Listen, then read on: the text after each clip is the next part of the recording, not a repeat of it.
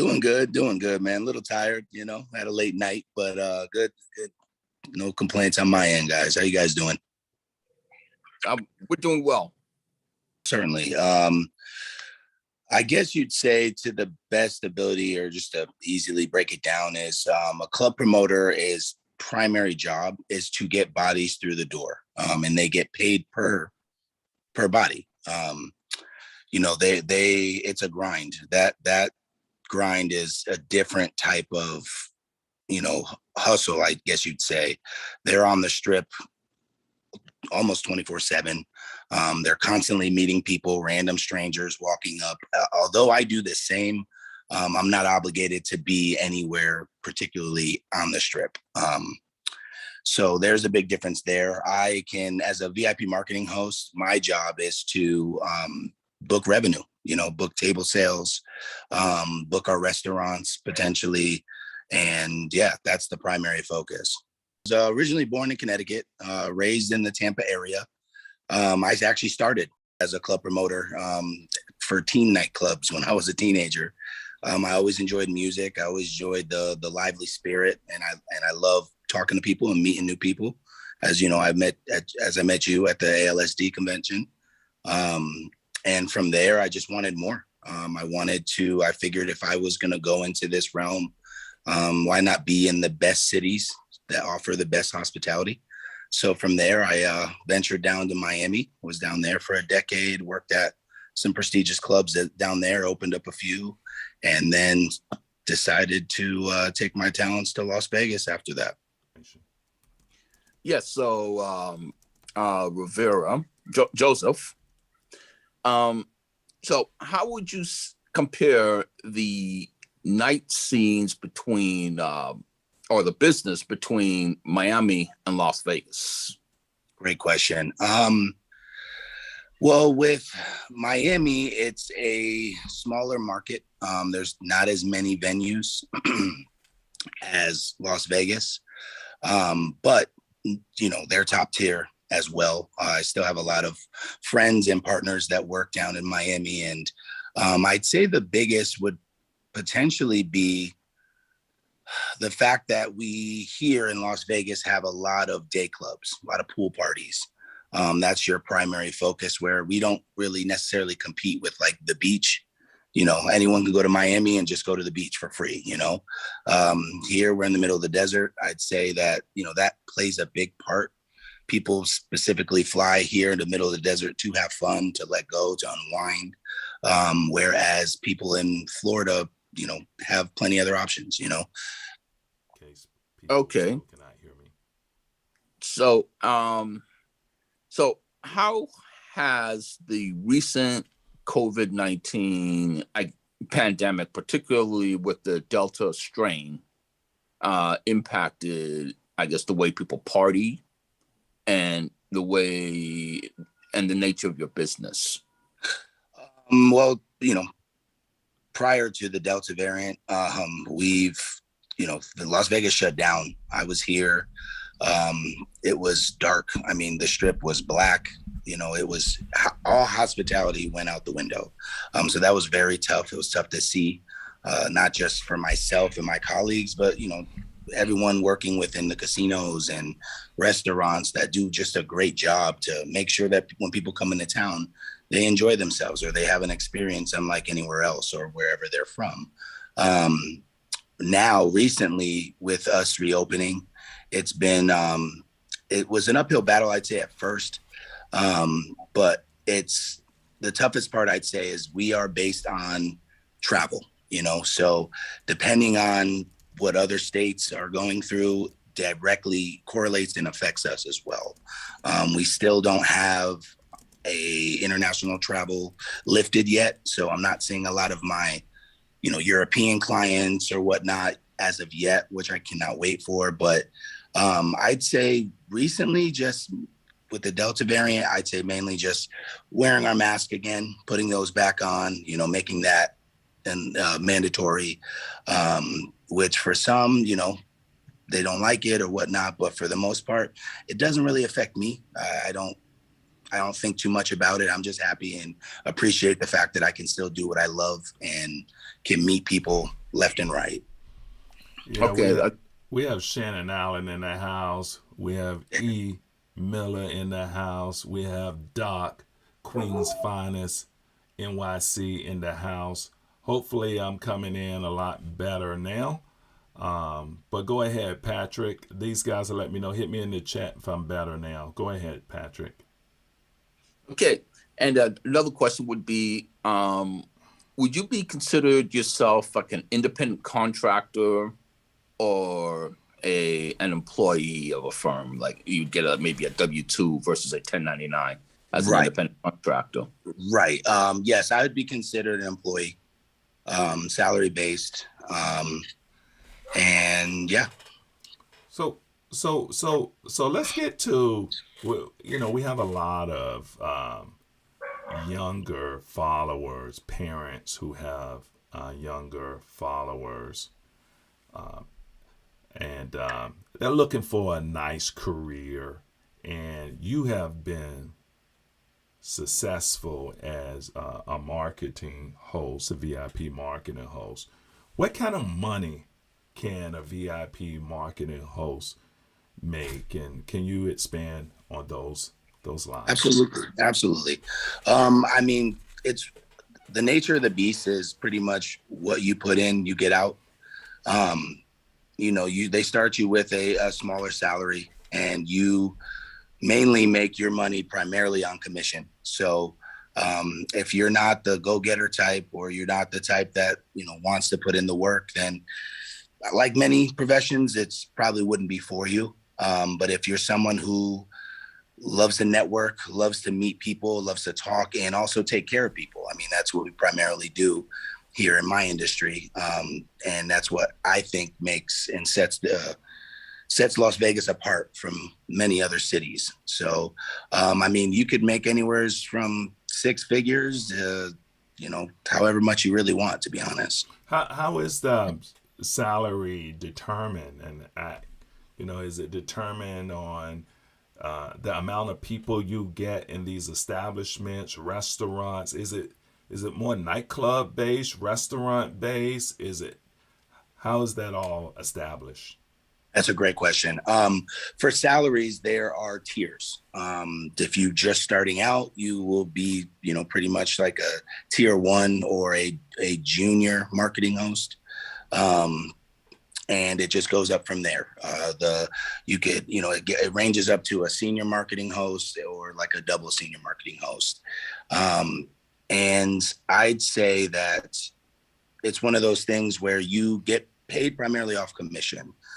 Depending on how many people you bring in, it's not really the factor. It's more so how much that individual person or persons spend. That truthfully is the mentality of things. So if you're at better clubs with better acts, you primarily have, higher minimums, higher bottle spends. Oh, gotcha. Okay. So give me the typical day in the life of a VIP marketing host. Okay. All right. Do you have a work-life balance at all? What does that look like? Oh, yeah. What does it look like, man, at night? Okay. During the week, we do have office hours. We do have a home base where we go in, we talk about the last week and how we did and what we could do to get better. It's more of a meeting of the minds. And then we also have maybe 4 or 5 or sometimes more, longer hour days where we get on the computers and we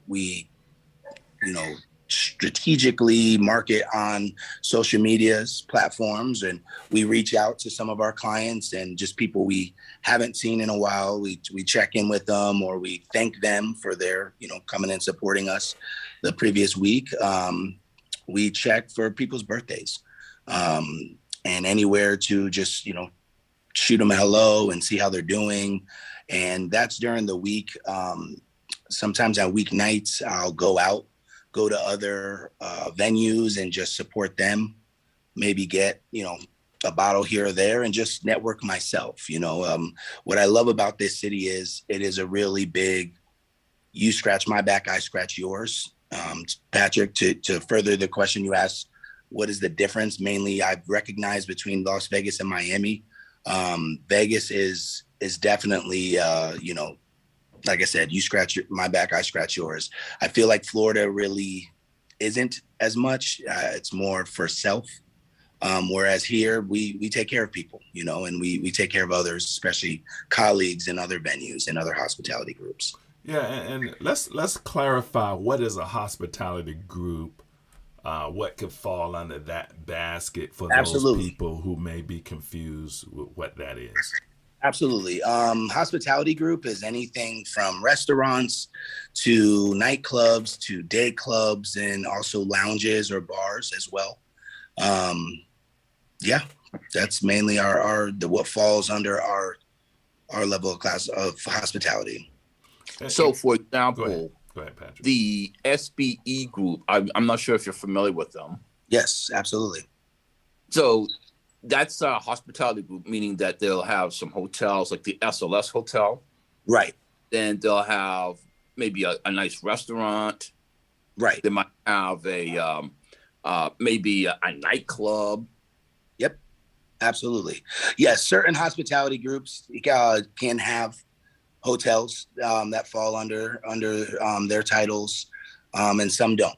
Some strategically work with just nightclubs or just day clubs or just restaurants. So, all of those fall under hospitalities. So Joseph, back to what's the day and the night look like? Yes, absolutely. Yeah. So I really want to hear that. Absolutely. I think I kind of heard the day you guys have right meetings, conferences, you strategize, but then what is that night like? Because I know you were up all night last night doing the job. Man. Oh yeah, it was definitely a long night, but that's what we do. We take naps. That's a big part of the life. I'd say what people don't realize is, most people that come into town are, they want to unwind, they want to get away from their situations, their lives, whatever's going on, right? They want to unwind, they want to have a good time.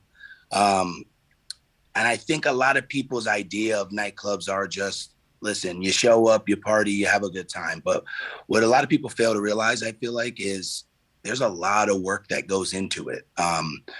One of my mentors and colleagues as well used to explain that, like, by the time we get to the weekend, all the hard work's been done. That's the part that, as for us as marketing hosts, we actually have fun. It's pretty much a tally of all our hard work that we did throughout the week and weeks previous. So on any given weekend, man, we are, I'm at work at maybe 8:30, 9 o'clock. Sometimes I'll get dinner prior to, and we have a meeting. We'll go over, who's coming in the building, any specific needs we might want to attend to them for. There's certain alcohols people like and don't like, certain bottle presentations we might do for them if it's their birthday or they're celebrating something, an event in specific. And during the day on the weekend, like today in a couple hours, I'll actually probably be at a pool party and just meeting people and celebrating a friend of mine's birthday. But yeah, that's typically my weekends. That's what I'm doing. It's a nonstop grind. You're never not working, and phone's always on the hip. Well, do you have a key to the city? Being a VIP marketing host, can you essentially get into any nightclub, any restaurant, or have the contacts? Is that a perk of the job? That is one of the perks of the job. I'd say for anyone younger looking to get into this field, I'd say, you really, it opens, that key that you're talking about opens up doors that, most other people or other people's choices of life could maybe never get into. I've met so many people from all over the world who have allotted me to come visit them or come see them in Manchester, to England, to anywhere, Australia, all over. And yes, I definitely would say one has a key to the city. No, that's cool. What about people hanging out with you, Joseph? Do they Yeah, equally they get have the perks. access? Yeah, they get the perks too. It's a thing you want to host. You want somebody who knows and understands the city and understands the layout and specifically for what nights, and especially now, trying to maneuver like Patrick was talking about with COVID now, and just trying to understand, because so much has changed, all over the world, and Las Vegas is no different. So what if someone were to come into town in Las Vegas and you are a VIP marketing host, so you know the lay of the land. I guess VIP means you hook up with celebrities, you market to all kinds of people to host entertainment events in the biggest entertainment city in the world. So if they were to come into town into Las Vegas, what would right now currently, I'll bet out of that followers, what are the nights that's happening right now? What are some of the nights that's just coming up to speed for those who are looking to kind of have that nightlife entertainment without specifically, getting yourself in any kind of licensing or For trouble sure. there? For sure. Clearly, Thursday, Friday, Saturday, Sundays are the best nights. That's all over the world, but definitely in Las Vegas right now. I'd say your slower nights are mainly your hospitality nights now. They're slowly coming back. Where we have a few parties coming on Monday. I'd say Mondays and Wednesdays, I'd say, are probably the slowest in Las Vegas right now, but that will shortly be changed here next month with the announcement of certain venues opening back up and opening their specific parties. Okay. Patrick, do you have something else before I go into more and we spin off into some investment type stuff that we know that Joseph is doing? No, not that I can think of right now. I think we've covered quite a bit of ground. Okay. So Joseph, you know, being a VIP marketing host, what kind of celebrities have you kind of rubbed elbows with celebrities, and how do you handle celebrities if you have? What are some of the Absolutely. best practices? I'd say, I've definitely met plenty of celebrities in my life. I try to treat them just as normal people. I think that's the one thing. A lot of people get starstruck, and sometimes it is tough seeing someone you grew up to or somebody maybe you respect in the business and have seen for years. But at the end of the day, just treat them like normal people. Make sure you really turn that VIP switch on, and make sure you adhere to anything they need. And check up on them frequently, and just enjoy, be yourself. I'd say that's definitely the number one thing. Are there a group of people that, like on the celebrity side, that are more diva ish versus non diva ish, like pro football players versus actor and actresses versus is there some that you have to provide more handling ability? Right. Great question. I'd say probably I'd say probably more football players. And I think that's only because, other than your major names and people that we all know and can recognize because they're on every commercial, they wear masks. They wear helmets. You don't see their face often, not all of them. So sometimes, they could be a little divish, do you know who I am type, or something regarding Hmm. to that. But honestly, more so actors and actresses, they seem to be more want to be more chill and, discreet. Um, and yeah, I'd say that's probably about it. Entertainers are entertainers. They're seen, they're known, they're used to that as well. But mainly overall, man, like most celebrities I've met are really cool, really down to earth, and are just open and solid people. Would you recommend your business being a VIP marketing host, or and how do you get started? Do you get started as a promoter first, or what's the best path for those who may be interested in this career path? Absolutely. Great question. I'd say, like I started in promoting, learning from the ground up, wanting to see myself in that setting. I took to pretty much being, back in Florida growing up, I pretty much took to being on the street team, going down to wherever there are nightclubs and bars and just networking and meeting people. I definitely would recommend going that route because it will give you certain freedoms that, for me, a VIP marketing host, we have obligations to be places. We have to do check-ins and be on the strip or some places, letting them know, hey, this is what we're doing. We're not just sitting down on the computer, or we're not just wasting our day. But I would definitely recommend, if someone wanted to get into this field, which I definitely highly recommend, like I said, it opens doors that I honestly don't know any other jobs or career paths that could do. I would say, yes, if you're younger, start promoting, start meeting people, start talking to, all different walks of life, and network with a purpose. Be strategic about it.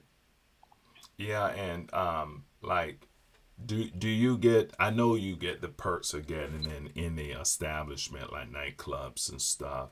But what about restaurants? That because you are that VIP marketing host, do you get any perks around like restaurants or other type of establishments? Absolutely. Locally in Las Vegas, and what kind of perks would they be? Yeah.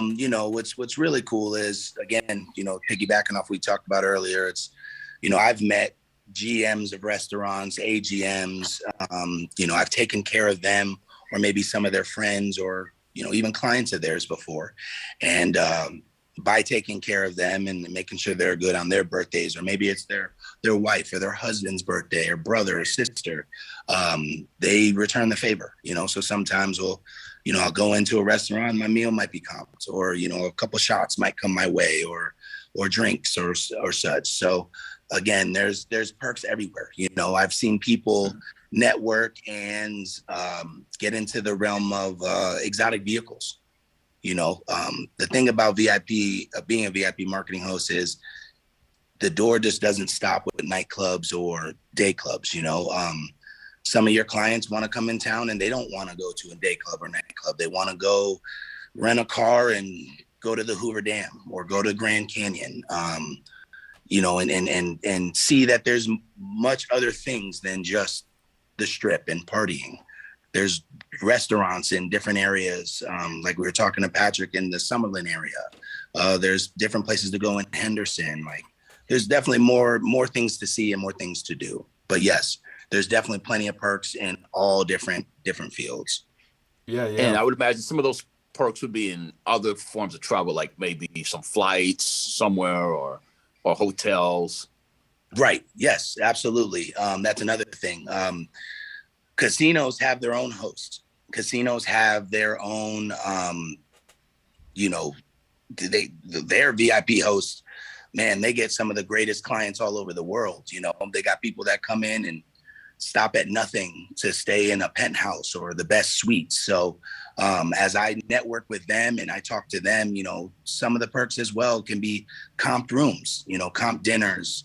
Like Las Vegas, as many people know, if you're a gambler, you get some of those perks, and you using your cards for certain casinos and whatnot. Yeah, absolutely. So, definitely flights and hotels. So are you are an employee for a renowned hospitality group? Yes, sir. That do these entertainment related things from clubs to restaurants. Are you with multiple groups or just one group? And can you expand on that a bit? Yes, absolutely. Definitely with multiple groups. Recently had a integration, but it's one of those things where we also are friends with other employees in other groups. So, I don't really look at it as competition. Others might. But there's so much, to where we all can eat, So again, like I said, we take care of one another within the groups. I've formed great friendships. With COVID happening in the pandemic, a lot of people have left the city and have moved. They couldn't, afford to stay here while the strip was closed for a little under a year. But I still have those friendships. I still have those contacts with them, man. And it's really great. I love it. So there's a lot of collaboration between people from different VIP marketing groups. Yes, absolutely. Absolutely. Definitely a lot of collaboration. So if someone our friends of the show, friends of the Bet Out of Debt show, Joeseph Rivera is blessing the Bet Out of Debt show with his presence. Let's say I have some good friends out there in YouTube land. Some are parents, some are not parents. Some just want to come out and have a good time with Joeseph Rivera. Are you available, and how can they contact you so that you can show them the VIP experience? Oh, absolutely. Any friends of any of you guys are friends of mine. They could contact me on that. Probably say the best bet would be Instagram. You could contact me at JetLifeJoe. Just write me a DM, maybe say, hey, look, I saw you here or there, or whatnot. And yeah, I'll respond quick, fast, man. Like I said, my phone's always on my hip. I'm never not working or networking. So I would love to hear from you guys and would love to definitely accommodate you. You guys heard that. Patrick, you have that rental in Summerlin. So Jet Life Joe, Joeseph Rivera is a friend of the show. I'm spitting at you, Doc. I'm spitting at you, E. Shannon Allen, you already know what's up. Yep. Hit Joeseph Rivera on Instagram. Slide in his DM. Say you seen him at the Bet Out of Debt show. He's my friend. He's your friend. And so he'll make it easy for you. And I'm telling you, I've been with him over the last few days. He's the man in Las Vegas. So, get with Mr. Joeseph Rivera. Can you repeat how to get in touch with you again? Can you spell it out for the audience, please, so that they can definitely have that experience I had in Las Vegas? Yeah, absolutely. Again, my handle is at JetLifeJoe. That's JetLifeJoe at JetLifeJoe. Again, like Troy said, just slide in the DMs, hit me up, and I will get back to you. We'll exchange information and go from there. Yeah, and what was cool about what you said earlier was, just like how we met, we talked about Vancouver, British Columbia. I have a rental property up there, and you were like, Troy, do you have any contacts there? And I was like, Joeseph, I got you. You come to Seattle, I got you. Vancouver, I'm going to hook you up with my boy Jay Fresh, hottest DJ up in Vancouver. So, I mean, really, that what you were just explaining, I can just imagine, we had that type of connection because of the love and energy you showed me while I was in Las Vegas. I can imagine the amount of people you meet and the kind of energy you get. It must be crazy. Yeah, man. I mean, what I always tell people is we get the best versions of people. Obviously that can change based on, drinking and whatnot, of course. And that's just a case by case. But most of the time people come to Las Vegas and they're on that, you're on that flight from wherever part of the world you're coming from. You're excited, you can't wait. You have some idea or itinerary of what you're trying to do. You might already know certain foods you've seen on social medias or TV shows, and you can't wait to try things. So you're excited, you're coming in. So sort of like how we met, Troy, right? Like the network is just organic. I like to live my life that way. I don't try to push the envelope on anything, what's for me is for me. So I enjoy just talking to people naturally and seeing where that connections go. Again, sometimes the person I least expected to connect with ends up being a friend of for over a decade, Shannon Allen being one, myself, you mentioned earlier. I met him randomly one of the first people I met when I moved down to Miami. And, you know, I look at him as an older brother, you know, a mentor and just a great, solid person and friend. So it's one of those things, man, where you really can really connect and just be yourself, you know? I think Shannon, he just hit us in the chat and put some questions out there. What is the difference between the nightlife industry of Miami and Vegas and the money in it? And I think you already answered that question. Right. Yeah, so Shannon, you might have to go back at the beginning of the tape to see that, unless you want to share more on that. Yeah, I can. That's not a problem. I'd say the money's probably fairly. I mean, for the big promoters, or excuse me, for the big marketing hosts and even the big promoters, there's some promoters out there that are really doing it, and there's some marketing hosts that, you know, they're selling millions and millions of dollars of fun and experience per year annually. So I'd say if you're one of the big dogs, you're seeing probably around the same. Definitely six figures for sure.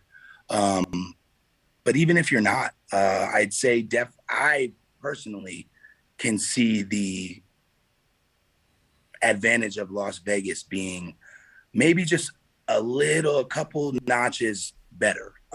Just in my opinion, overall. I mean, we have all these hotel rooms, we have all these restaurants, and truthfully, it's the mecca of entertainment, like you had mentioned earlier. So, Okay, all right. Anyone who has questions in the chat, just put them up. If you like what you hear, hit the like button, share the information, subscribe. Especially if you have anyone going to Las Vegas, you have to hit Joeseph Rivera. I mean, really, just a great guy. I mean, such a great guy that, you know, I do not invite anyone in my life, just anyone. This guy, I really consider him as a friend. And he certainly, I'm looking forward to seeing him the next time I'm in Vegas. And Joeseph, when you're out here, I'm looking forward to personally being your VIP host. oh, I can't wait, man. Northwest. I'm gonna hold you to it too, man. I cannot wait.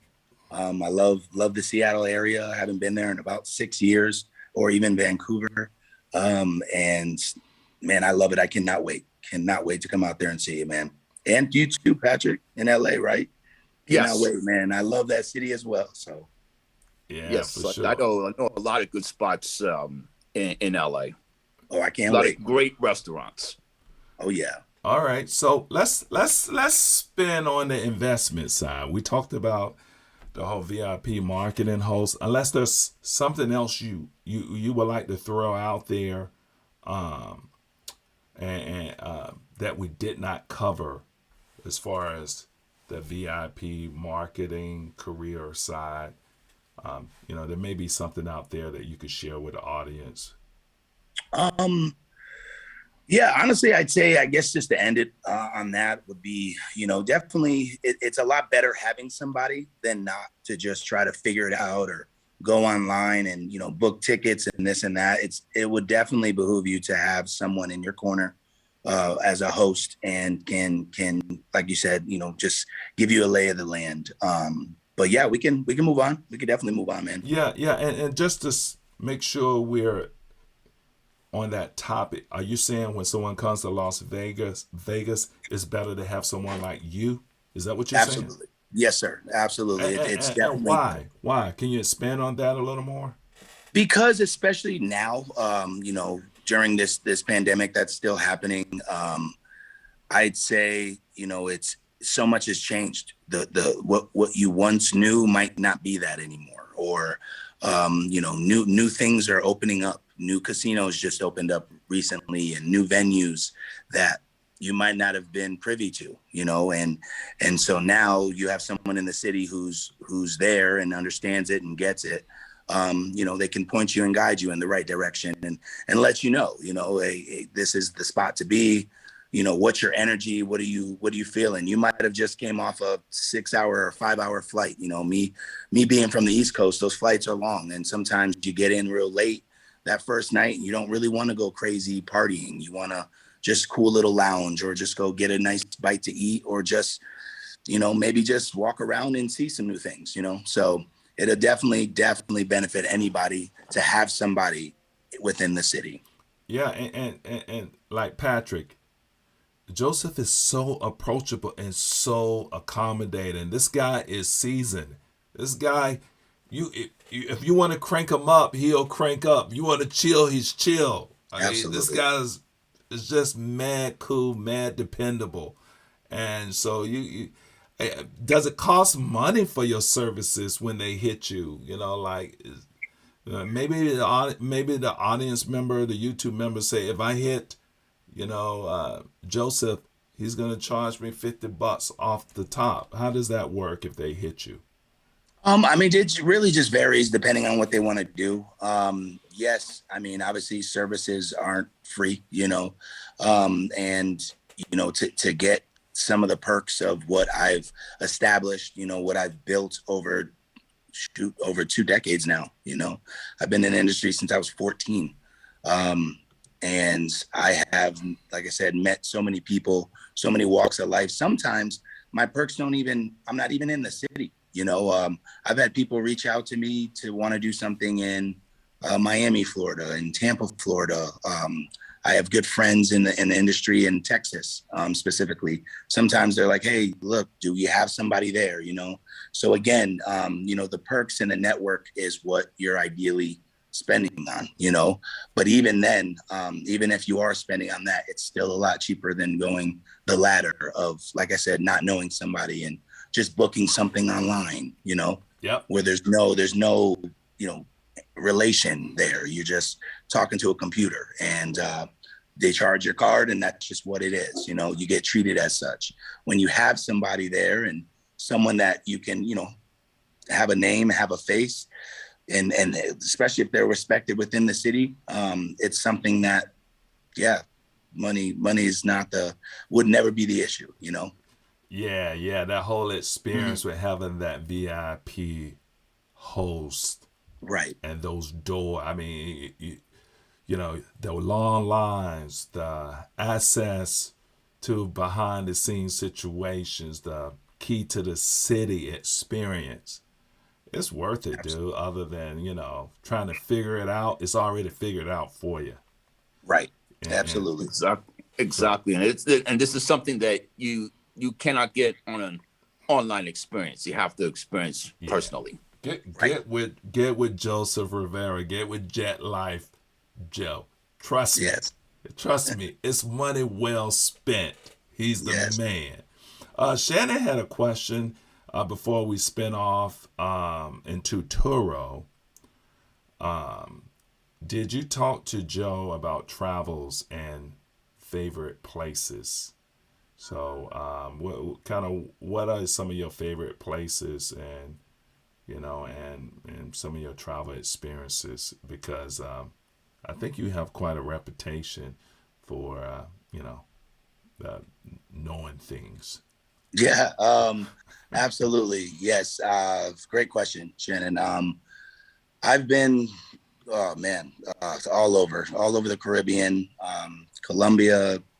I've been to Costa Rica, Austria, London, Paris, Rome, Germany. I'd say some of my favorite places I've been. I really enjoyed Rome for different reasons. I love the culture. I love just the historicness of the city, the food, clearly, and gelato.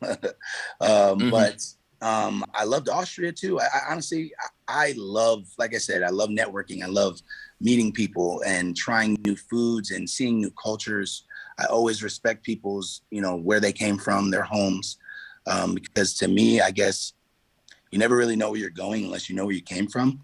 That was a lesson taught to me when I was very young, and it stuck with me. And it's one of those things where when I can see where someone's coming from, or where, their homeland is, and I see, like, it really lets me dive deep into them, and what they like and why they are who they are. So yeah, absolutely. Some of my favorite places have definitely been South America. I've had a great time in Costa Rica and Colombia's, and being from, raised in the Florida area, Tampa specifically, living in Miami for over a decade and whatnot. I was able to take a lot of day trips to, Puerto Rico's or Bahamas and whatnot, and I thoroughly enjoy them. A lot of people think a beach is a beach, but it's so different culturally within those countries in those realms, and I love it. Love Yeah. to travel. Yeah. I'm a travel nut as well. So I hear you 1,000% there, traveling for the job and with the boys. Shannon put up some good points though, and I think it's something we should address. And he Okay. says, money cannot always buy you access, so we have to be careful there. And the local host is the key. So having a local host. Yeah, you want to talk about that a little bit? Yeah, absolutely. I mean, listen, at the end of the day, a lot of people come in town, or some people come in town and they think money solves all their problems. And sometimes it's not, a lot of times it's a respect thing. It's knowing that, time is money, you know what I'm saying? And if you're interested and or have certain questions, I guess let that be clear, let that be known. Um, you know, we get leads often where we're on the computer and just people ask questions and want to know what they're interested in this venue going to see said artist, and they want to know how much table service is or just entry might be, and that's all well and fine, but it's also one of those things where you can't just think, oh, because I'm spending X amount of dollars I can just do whatever, and it's just not how it works. But having said host, like Shannon said, having someone local will definitely make your life easier, will definitely make your experience top tier and take it to the next level. Okay. And what kind of fees would one expect for that level of service, and how does that structure typically work? I got you. Yeah, depending on the night, as far as table service, that varies. It just depends on who you're seeing, what the demand of that artist is or DJ or, what I try telling people is, look, you'll go to a concert nowadays, right? And man, sometimes I don't know if you've seen recently, or obviously with the pandemic, maybe not as recently, certain places, but floor seats might be $1,000. Nosebleed seats might be 300, 400, right? Um, as for in the nightlife realm or even like a day club, you can get that same experience. You can get that same performance, but the difference is you're with your friends, you're with some of your colleagues, and you're drinking liquor, having a blast, and it's probably going to be more intimate than that of a 20,000 seat arena or 80,000 seat stadium. Um, it's definitely, as far as pricing, that varies depending on the night, depending on the person. But if like I said, if someone wants to reach out and get to talk to me, we can talk numbers, we can talk fees and whatnot. Okay. It's good stuff. Really good stuff. Mm-hmm. Absolutely. And if we were, let's say you're a VIP marketing host or hosting a particular event at a venue where you are an employee of, do they typically get access to some of the celebrities or behind the scenes type settings, or can that be negotiated in there, or is it typically getting access into the pool party or what have you? How does that work? Right. I'd say there's not the direct, meet and greet experience, I Yeah. guess you'd say. But it is something that can be talked about depending on placement of where they want a section or a table. That can definitely be talked about and negotiated, depending on if they want to be as close to that performer or artist or DJ or whatnot as they can be. Gotcha. Okay. Man, I hit you with all of the questions I could hit you with, Joseph. Along those lines. Anything else? I mean, Shannon brought up some questions. I think we went on for another 10 minutes or so, but anything else? No, I mean, I feel like you guys covered everything, again, like I said, if anyone has any more specific questions and wants to get a hold of me, just contact me on my Instagram at JetLifeJoe, and I'm all ears. I'm here for you. So let's spin off on investing in Turo, the Okay. car renting company. And, we call this show the Bet Out of Debt Show. Bet is a nickname for investing. So Right. to place a bet is to place a trade, to invest. And so I know when we were in Vegas and we were hanging out and we went to the NBA Summer League Championship game there at Thomas and Mack Center. And on our way out from the game, we started talking about Turo. And you use Turo and you're making money off of Turo's service. So let's talk about that a little bit and your experience there. Absolutely. I had a good friend of mine talk about it during the pandemic. Like I said, when Vegas shut down, I went back home, went back to the Tampa area to visit family, and Florida was wide open. So I was looking for something to supplement, what I was obviously lacking with work here. So I had a friend of mine who explained that, look, hey, there's this new app. It's almost like an Airbnb for your cars. And that was like the simplistic way for me to understand. And I said, okay, cool. I'm interested, talk to me about it. He started mentioning things and how he started his fleet of vehicles and how he jumped out the gate and got 4 or 5 cars. And, he just rents them out. He has blackout days for them. Now he has anywhere up to, I think, 10 vehicles in the market in Florida. And it motivated me. So what I started to do was say, okay, well, how much would my car go for? What could I rent it out daily and what could I potentially get annually? And honestly, going for, depending on what vehicle you have, obviously the more options, more luxuriousness of it, you get higher daily rates. But truthfully, the app takes about, I'd say, 20 to 25% of whatever your earnings are, and you get to keep the rest. Okay. So let's ask, I know the audience is going to want to know, what kind of money can you make in Turo? Is it worth it from your perspective?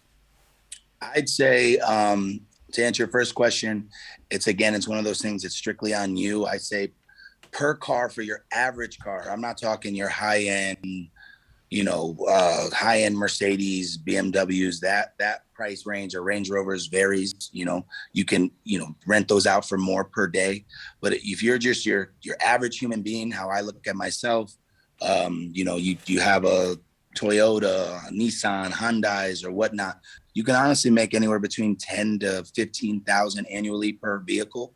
And again, like I said, it just all ranges on what city you're in and what's the demand for rental cars. Here, like I said, being in Las Vegas, high tourism.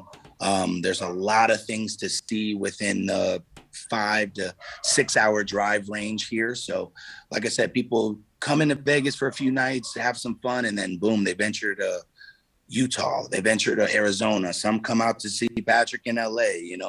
It's one of those things where it's, driving's not that hard, so it's not that far. So a lot of good money could be made in a city like this one.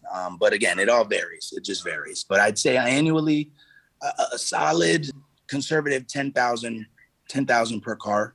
So you're talking approximately about 1,000 a month, or? Yeah, I'd say maybe 1,000 to 1,500 a month. Closer to the 1,500 range, I'd say, which clearly covers most people's car payment and car insurance, and puts a little money in their pocket, I know Patrick had some questions related to Turo. Yes. So to make that, what is it? 1,500 a month, you're saying? Right. How often would a car how many days a month would that car be rented out for? I guess it depends upon the vehicle.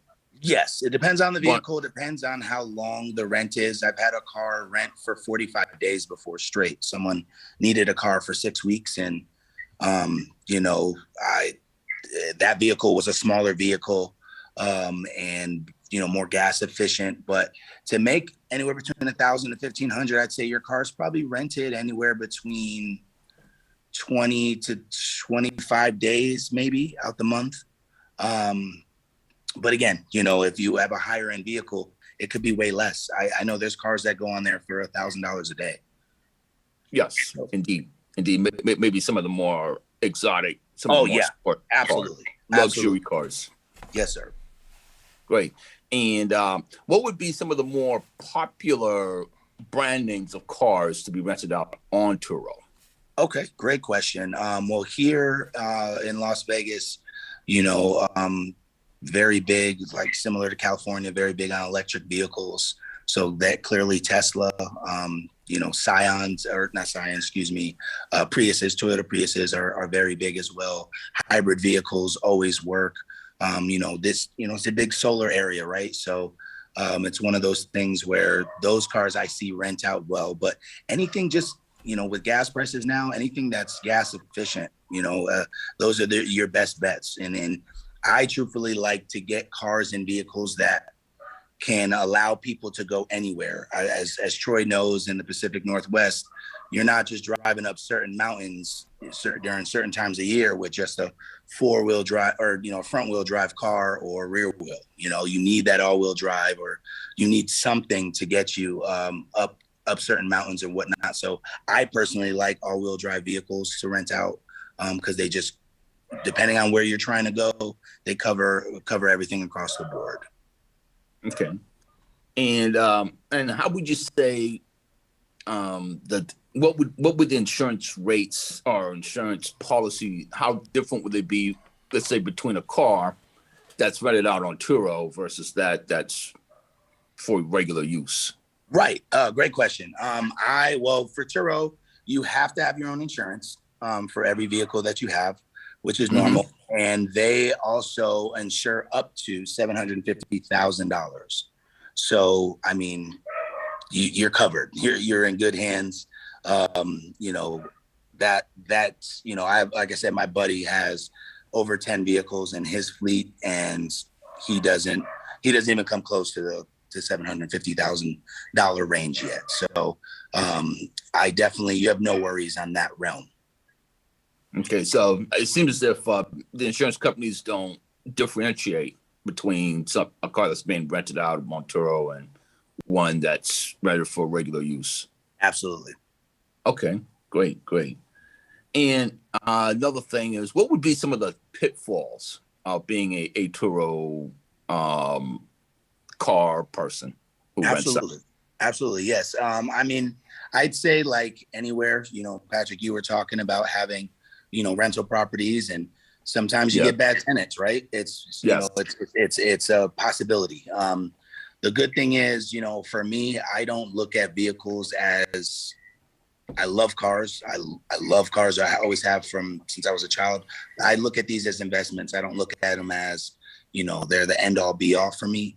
So sometimes you get, drinks spilled in it, or you get, your typical upkeep of a vehicle. Sometimes you get dings on the doors, things out of your control. I'd say that might be the worst parts, just upkeep and maintenance. But honestly, I enjoy it because it gives me, I take a day out the week sometimes and just go get the cars cleaned or get the oils changed and just make sure that they're riding, pristine, and they're riding to the best ability that they are. I'd say that would probably be the worst thing, though. It's just getting someone who doesn't care, I guess, about the vehicle, which it happens, but overall, that's such a small complaint to me. It doesn't affect my bottom dollar. Let's put it that way. Got it. And another thing is, do you keep a GPS in tracking your vehicles? Absolutely. Great question. I personally do. I use LoJack. It's simple. It's hidden within my dash, and I can track where my car is and where it's at all times. I definitely think that's vital. You can set, your mileage on your car, whatnot, and how many miles they can max out at and whatnot. You can do all that as well if you want to get detailed into it. I personally do not. It's cars are a depreciating asset, like as we all know. I really feel like this is a good way to turn that depreciating asset or to turn your liability into an asset. It's something you could actually make money off of and monetize. And overall, the car is going to lose value anyways, whether you drive it, the average Joe drives it, doesn't matter, So to me, yes, you obviously want to control mileage and keep it as low as possible. But at the same time, cars are meant to be driven. And if you can monetize off it and make money off of it, especially like we were talking about your Nissans, your Hyundais, those cars that can drive 200, 300,000 miles, why not? Why not do it? I have a quick question. Let me interject. Let me ask, and Patrick, you can go right after this, please, though. How much is LoJack a month? What would one expect to pay for something like that? Absolutely. They ranges. I personally, a friend of mine got me into LoJacks a while ago, over 10 years ago. I just would have it in my car, just to have it, just in case. You never know. Sometimes growing up in where I grew up in Connecticut specifically wasn't one of the best areas. And it's just a peace of mind, for me. But do you have to pay for the installation? Do you have to pay a monthly fee for it, or do you just pay for the installation and then it's just hooked up GPS wise? Yeah, I pay for the installation, and then depending on what features you want with it, it can range per monthly. That's something, just like I said, depending on what you want. Yes, you will have to pay a reoccurring fee, but that's really to maintain through like their app and keep their app up and running. Okay. And is that a big fee? Do you have a range of how much that costs, or was it so long ago? Right. No. Great question. Anywhere between, $40 to $100, depending. Is that all? I have multiple vehicles, so all of them have it. So for me, that overhead adds up, but it's still worth it in the end. Yeah, but you can write it off. It's a business. You can write it off. Exactly. Yeah, exactly. You can write it off. You can write it off in your taxes on your 1099. I was just curious how much was and then the installation. I guess anyone can go to a website and just look that up, right? You can look it up. I mean, again, and that's just what I use. There's so many other different options, and I'm sure there's cheaper ways and other things you can use too. So yeah, for sure. Go ahead, Patrick. I interrupted you. I'm sorry. No, that's fine. That's fine. I think that's pretty much all I have for now. Yeah. How difficult is it to get started with Turo there, Joseph? Oh, great question. Turo's so easy. Literally sign up with your email. Some people use their Facebook right through the app. And then you'll scan your VIN or manually type your VIN number in there, and let it'll pop up what your car year is, and it'll ask specific questions of color and certain options, right? So obviously the more options you have, the higher daily fee you can charge. So and then they ask you to take pictures, inside out, and just post. It's very, very simple. And then how soon after, now you have not been doing this very long, if I remember correctly. How long have you been doing this? And then after you posted it, how soon did it start to rent? And now how soon are the recurrences happening? Absolutely. For me, as soon as I've been doing it for about 6 months, as soon as I posted my first vehicle, it rented out 4 days later.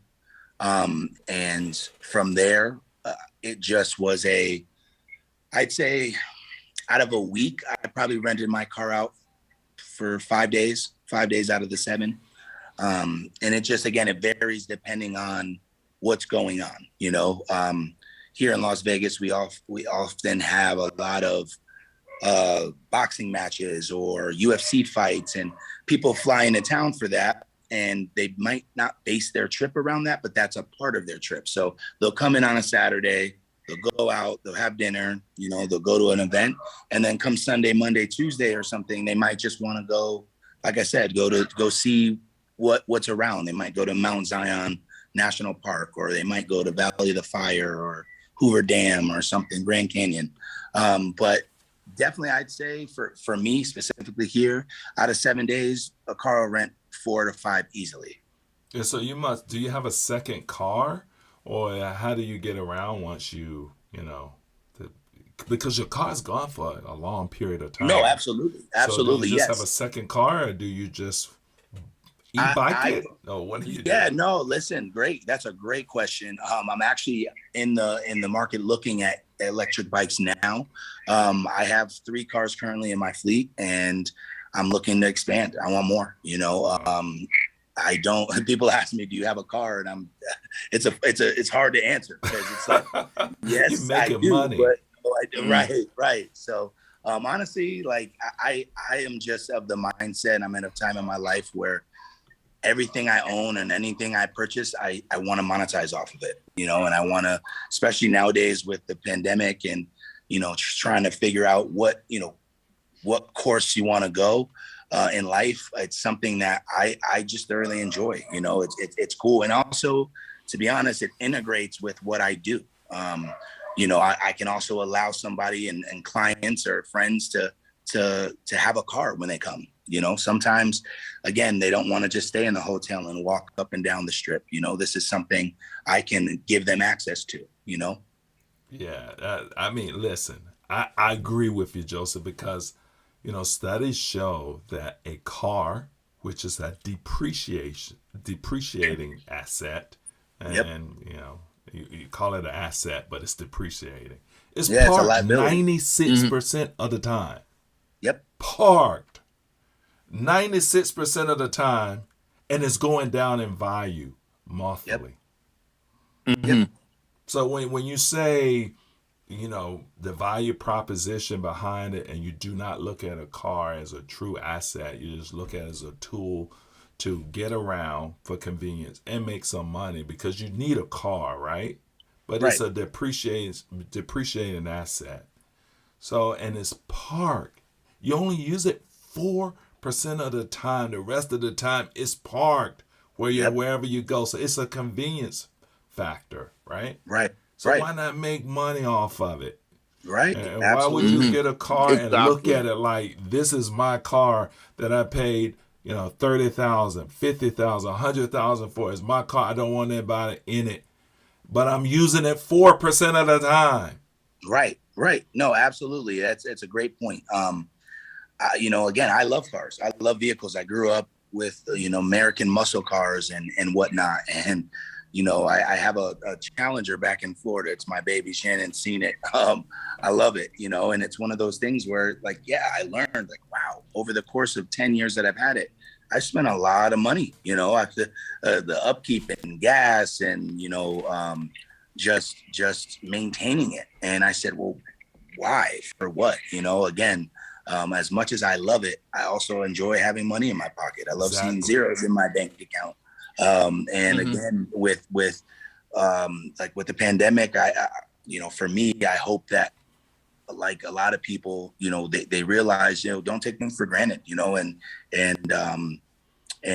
if you see an opportunity where you can make some money off of it, and you know, it be something that could help people, do it, you know. And I love this. I love, because, you know, you come to Vegas sometimes, you know, those enterprises and Hertz and all those big companies, they're out of cars, you know. There's nothing you can do. What's your option, you know?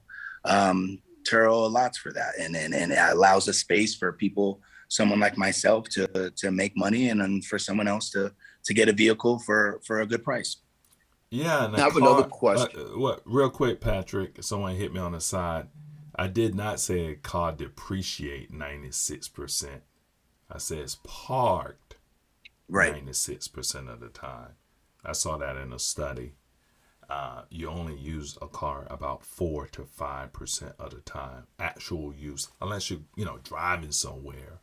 But for the most part, your car is either parked at your house, your job, or wherever you go. It's just a convenience factor.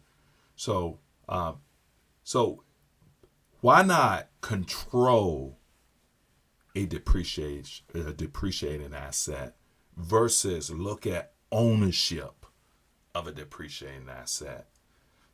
Like if I want to go on a date with a beautiful girl, I got control of this depreciating asset and I can use it, but I'll make money off of it because it's depreciating.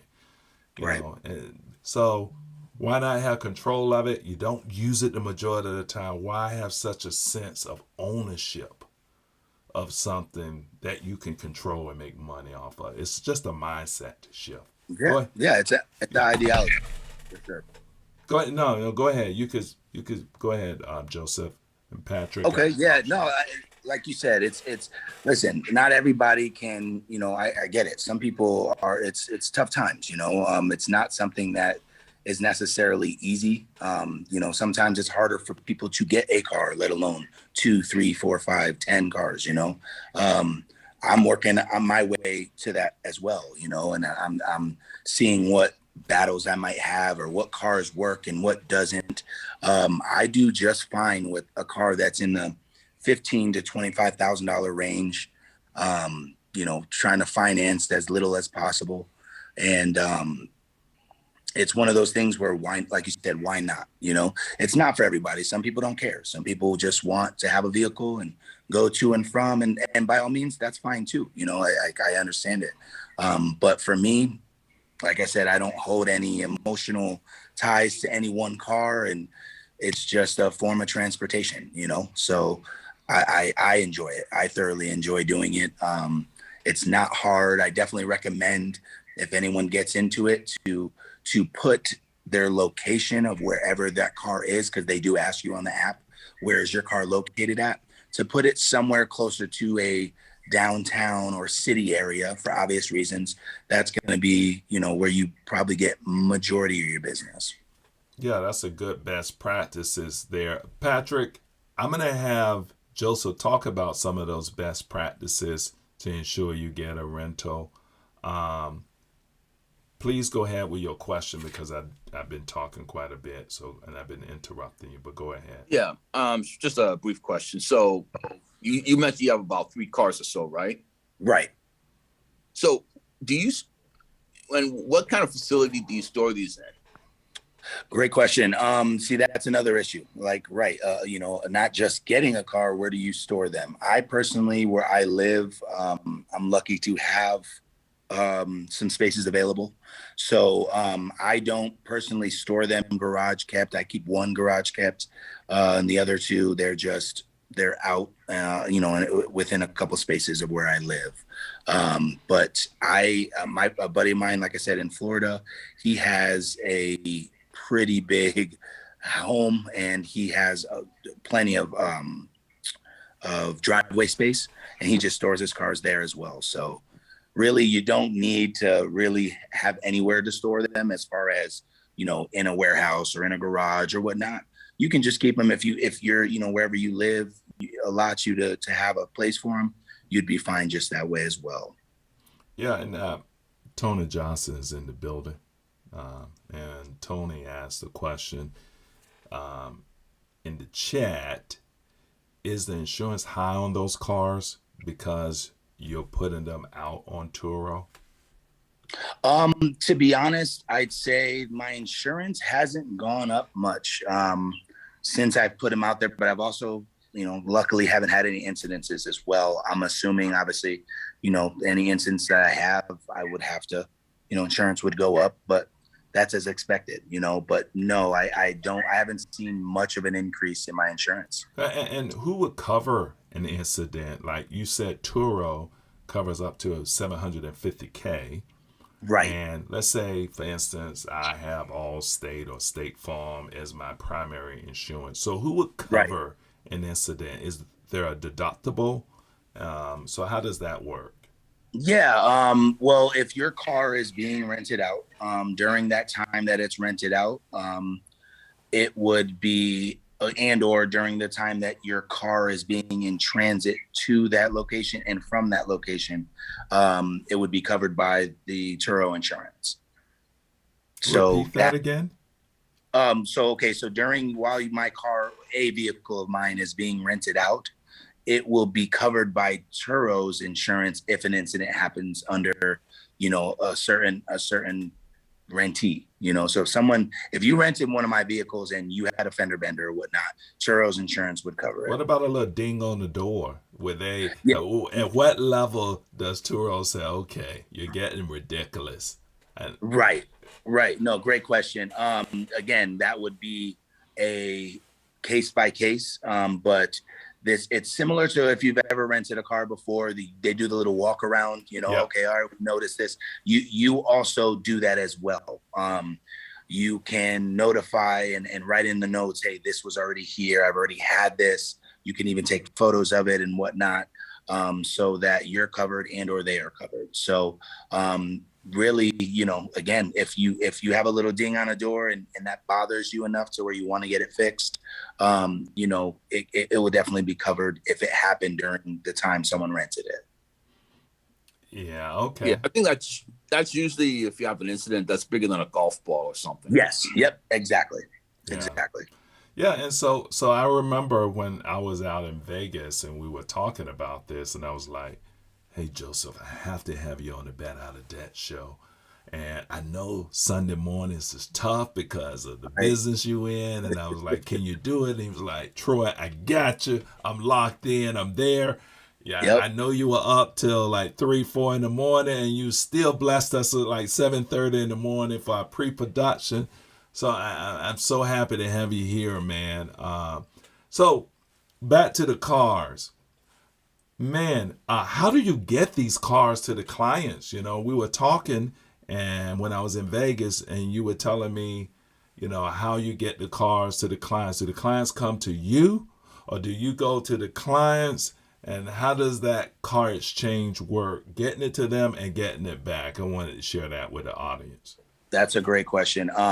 Yeah, I personally drop them off. I like to put a face with the name, truthfully, and I also like to hand off my keys to somebody.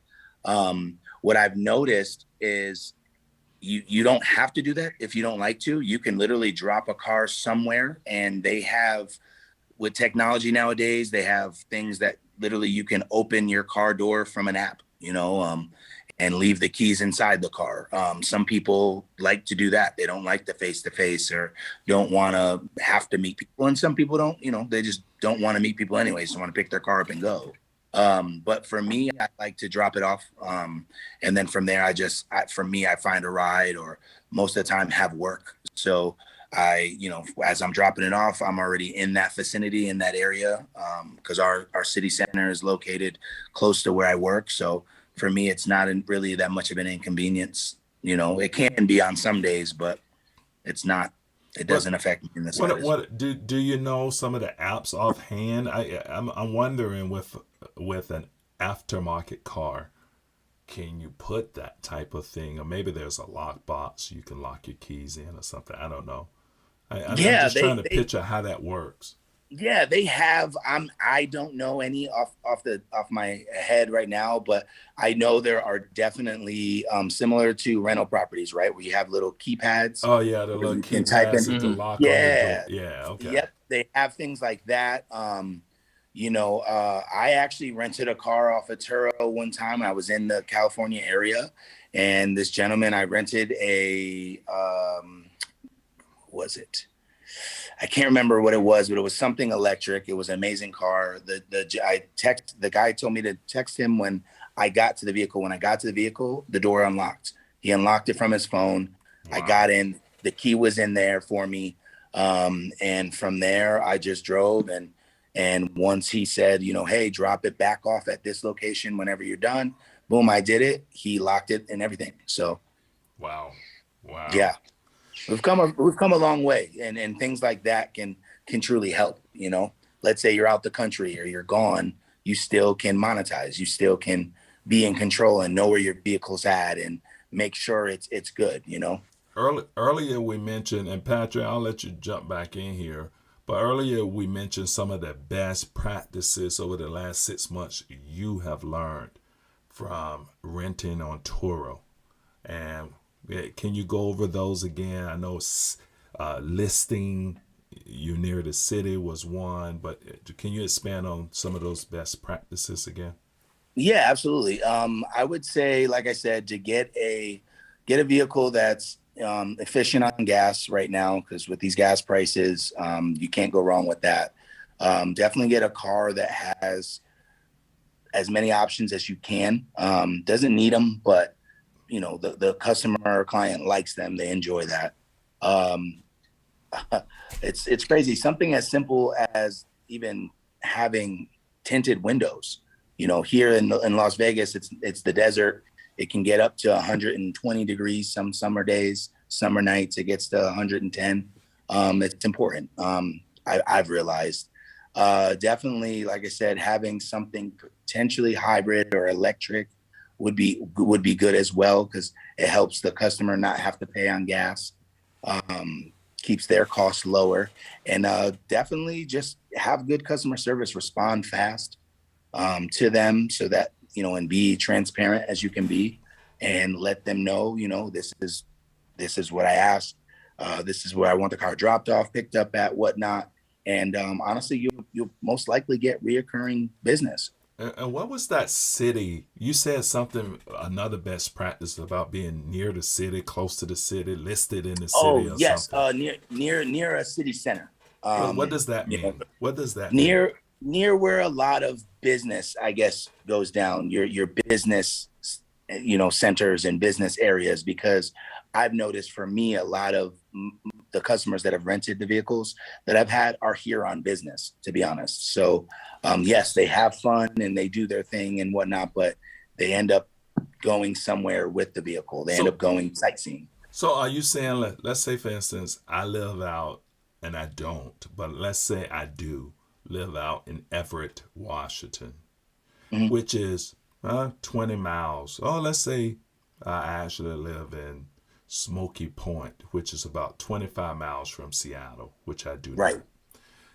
But that's where I live. But Seattle is Seattle, 25 miles Right. away. Are you saying that the car, you can put a location on the car on Turo? Is that what you're saying? So the Yes. location of the car should say Seattle, even though I live in, let's say, Smoky Point. Is that the point you're making? Absolutely, because like any other app, there's algorithms, right? And you want your car to pop up on somebody's search, or be known. It's crazy, because just like anywhere else, similar to your Airbnbs, if anyone's ever rented one, or has rents their properties out on that, you can be notified as a super host, somebody who has a good track record, somebody who is very attentive and responds fast. And when your car pops up on their algorithm, on their search page, first, or before anybody else is. So you want to be in those areas that are highly populated and that people are going to be visiting often. Probably And, near the real near the quick, metro Patrick, hotels. let me ask another quick question along those lines, real quick. And then, Patrick, please hold that thought. Had a question in the chat about, what about airports? Would it be As far better to as be at the city or the airport location? Well, that's another thing.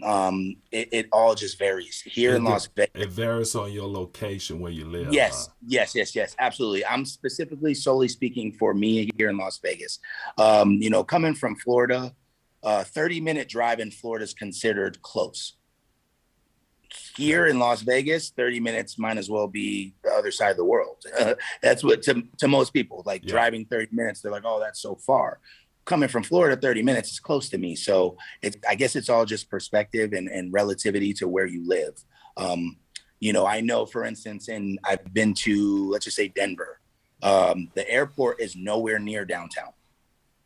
The downtown area is 45-minute drive. So it's tough, but for me, the airport is 10 minutes, 8 minutes from me. So yes, I definitely, to answer the question, I would definitely recommend somewhere near an airport is great as well, right? Because it just makes it easy for them, just like any other rental car company, to just get off their flight, scoop the car up and go about their business. All right, Patrick. So yeah, I'm sorry. that's a good area. Okay, sorry, Patrick. Yeah, and I was probably suggesting maybe near where the major hotels would be. Yes, major hotels, anywhere where there's high traffic, and just circulating volume. Okay, so getting started with the process is pretty simple. It's pretty easy. You Yep. would just recommend someone just trying it and just just kind of market test your car. Right. Yeah. I mean, what's good about it is, listen, what if you just, like you had said, what if I'm going out of town for a week and I just wanted to rent my car out and have someone pay my car payment for the month? It's not going to hurt. It can't hurt you. It's one of those things where, like I said, it could be as big as you want it to be or as small as you want it to be. Some people do it just to make sure they get their car payment and their car insurance and they're good. I got a buddy who has a very, very exotic car. He rents it out for $1,000 a day. He rents it twice a month just to pay for itself. That's it. Wow. Yeah. And what kind of car does he have, if you may disclose? Yeah, absolutely. It's a Mercedes-Benz GT. Yeah. It's the AMG GTs. Two-door thing is it's a rocket on wheels. Is it a newer model or older model? See, that's the thing. This one's a 2017. That's the thing about the business I haven't even touched on. You don't need a newer car. It's not something like, yes, of course, a 2020 or 2021 is always going to be better, right? People want new. They want to smell new. They want the freshness. But, two of my vehicles are 5 years old, and they're, in the 30 to 50,000 mile range. But they drive like new. They're fine. And you still can monetize off of that. Wow. I've seen cars that are, I've seen a Mercedes-Benz CLS. I actually had this car back in the day. It was a 07 CLS. They rent that out in Turo. I've seen that in the area. A gentleman has that going on there for $110 a day. And it gets rented out. It gets rented out. Yeah, absolutely. What are some of the other services you use other than Turo? And if you don't use them, what other services have you heard of that may be, worth considering if someone doesn't have Turo in their area? No, that's a great question. I personally don't use anything else. I've just saw an ad. I want to say there's a new app that came out. I think it's called Avail. I'm not too privy on it yet, though, so don't quote me. I don't think it's in every city yet. I don't even think it's in Las Vegas yet, to be honest. But I did see an ad for it. So I think as that gets more popular, you're going to start seeing competitors, but as far as I know, Turo is definitely leading the way on that in that department. I think there's another one called SHAIR. SHAIR. Oh, Share. Yes. Oh, Share. I think I might have heard that as well. Yes. I've never heard of Share. But Patrick would know. I mean, you guys are in those, playgrounds, Los Angeles, Las Vegas. Yeah. Yeah, we are. Yeah, we're in those cities, right? Where you Beverly Hills. Right. Miami would be a playground, New Absolutely. York. Absolutely. Those are playgrounds. Seattle, this is tech heavy. This is, and beautiful scenery, but it's definitely not an entertainment playground, even though there's plenty of entertainment here. Right. Yeah. Well, Joeseph, anything that we miss, anything that we probably should cover on the Turo side before we wrap it up? We shared a lot here. No. I think you guys covered it all, to be honest with you. You guys are great questions. Okay. Patrick, anything else before we wrap it up, before I ask Mr. Rivera my last question? Do you have anything else on the Turo side? Or if there are any questions in the chat, let me know. Hit me in the chat. I'll post them up as well. But go ahead. No, that's great. If I have any further questions, I'll just reach out to Joe. Yeah, Joe. Absolutely, man. Yeah, reach out to Joeseph. Jet Life Joe. At Jet Life Joe. Yep. Instagram and Snapchat. Yep. You can reach them. So, in closing, Joeseph, What is the future like for Joeseph Rivera on the investing side? Where are you going next? This is an investment show. You're in the Turo space. You certainly betted on yourself from Florida out to Las Vegas. You're making moves. What's the future like for you in the investing side there? I love it. Like I had, recently talked to you about when I first met you. You asked me some great questions, and I loved it because I think more circles need to have these type of talks, and I think if you're not having these type of talks, you're in the wrong circle, you're in the wrong tribe. I think for me, I want to get financial freedom. I want to be able to live life on my own terms. I want to be very diverse. I want to dabble in a little bit of everything. I'm not scared to fail, I guess you'd say, because I don't look at anything as a failure. Most people do. I look at it as a lesson learned. I definitely want to get into, I was talking to Patrick, I would love to get into rental properties, being almost for what I do, a one-stop shop, being able to allow a client to have a place to stay, a rental car, and a whole nightlife hospitality experience, or, restaurants or whatnot. I would love to have that, again, a one-stop shop. I definitely want to. Oh, by the way, I know a very good real estate agent in Las Vegas. That's amazing. Yeah, we'll get to that. That's perfect. We'll get to that. Continue. I was going to go there. For sure. I was going to go there, but continue, please.